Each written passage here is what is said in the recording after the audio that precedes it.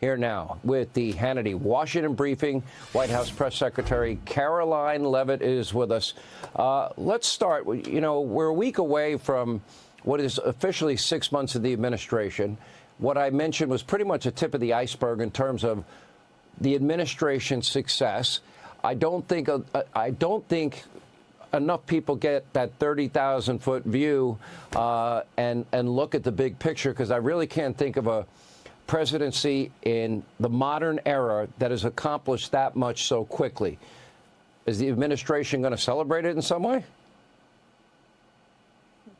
Well, with President Trump, we work hard every day, and we are going to continue to work hard to deliver on all of the campaign promises that he made to the American public. But it surely has been an extraordinary 6-month start to the 4 years that President Trump has been blessed with back in the Oval Office. And let's go back to 1 year ago yesterday, where God saved the life of President Trump so he could save this country and return to this city where so much change is needed. And look at what he has done with the border. You just laid it out, Sean, the most secure border in our nation's history. A president who has the backs of our law enforcement officers every day. Those law enforcement officers who are watching your show right now, who put their uniform on to protect our fellow Americans, to make our communities safer. This president supports you and he loves you. Look at our economy. It is booming again, thanks to the pro-growth, less regulatory policies of this administration. And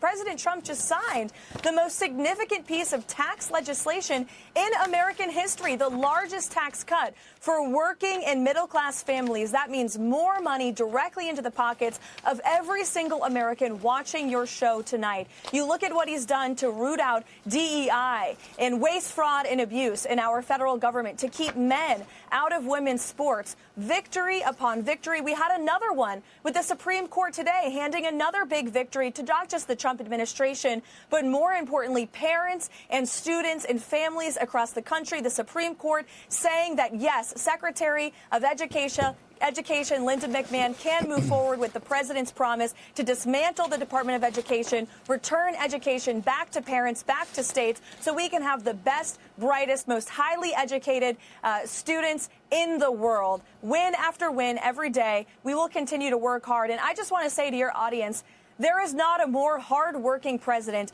than Donald J. Trump. I witness it with my own 2 eyes every day. That man is working around the clock. He hardly ever sleeps. He's constantly thinking about not just the problems in our country here, but around this world and how to solve them. And look at what he's done on the world stage with bringing peace to the Middle East, with drawing Russia and Ukraine to actually talk directly for the first time in this war in years. We see what's happening with the hostages coming out of Gaza, and he's going to keep pushing until every last hostage is out. This is a president who is a peacemaker in chief, and it cannot be overstated how successful the first 6 months of this administration have been, thanks to the leadership of President Trump. Karoline, let me read a headline from the Washington Examiner. Trump's tariffs deregulation give June its first budget surplus in 20 years. Wow. That's not gotten a lot of attention. No, it hasn't. And all of the naysayers, all of the so-called economic experts who doubted this president and his economic formula are now eating their words. In fact, there was a story on the cover of the Wall Street Journal today saying that those fears of recession that everyone was ranting and raving about have now cooled, because the economy and everyone from Wall Street to Main Street understands this is a president who is a businessman and he knows what he's doing. Pro-growth, higher wages, less inflation, less taxes, and more money back in people's pockets. And look at the investments that have poured into our country. We have companies all over the world who are coming to build factories and create jobs with American hands and American labor right here in the United States of America. This is the best country on the planet to do business in. And that's something President Trump promised the American worker. I was with him on the campaign. I know you covered it, Sean. When he traversed this country and promised the American worker he was going to stand up for them. And his economic agenda has surely done that. And all of the so-called experts, they have been proven wrong. The president knows what he's doing. He wants to bring growth back to this country. He wants to end the Biden inflation crisis, and he already has in just six months. There's more work to do. He will continue to do it. but he has a proven economic formula that works. Just look at the success of his first term as president. Let me ask you about the 700% increase of attacks on ICE agents. Add to that the doxing of ICE agents and their families. Now, the president did pull the plug on free tuition for illegals, and the president did authorize ICE agents to protect themselves when rocks are being thrown at them by protesters and protect themselves by whatever means is necessary. And then you have the L.A. Mayor Karen Bass announcing a new cash giveaway plan for Biden illegals.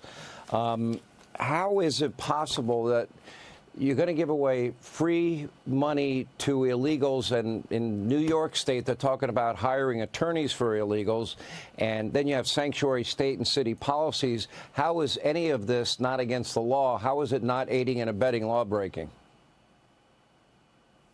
The Democrats have completely lost their minds, and they have forgotten the number one reason they lost the election in an overwhelming fashion on November 5th. And it's because they were putting American citizens behind illegal aliens who were invading our country for 4 years. You think about the images outside of the Roosevelt Hotel in New York, which was once a historic landmark hotel where presidents used to go to hang out and host meetings. It has now been run into the ground. It is now a desolate place where millions of illegal aliens invaded cities like New York, San Francisco, Los Angeles. They stole the benefits that should be going to hardworking, tax-paying Americans, and they committed crimes all across this country, and many American lives have been lost. So now the president has empowered federal law enforcement to actually do the jobs they signed up to do, to remove these public safety threats from our communities. And it is shameful that you have elected leaders who are elected to protect their American citizen constituents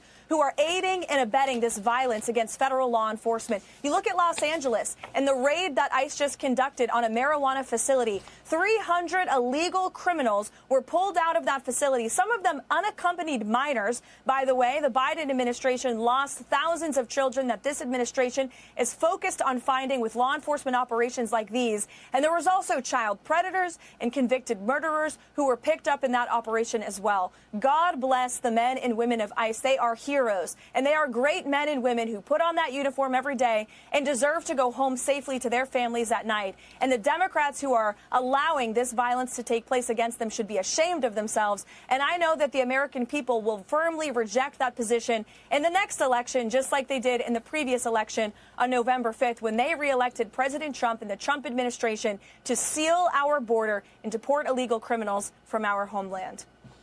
We saw the reaction the president got at MetLife Stadium. Not exactly a red state, to say the least, this weekend. Karoline Leavitt, thank you. The Hannity White House briefing. We appreciate your time.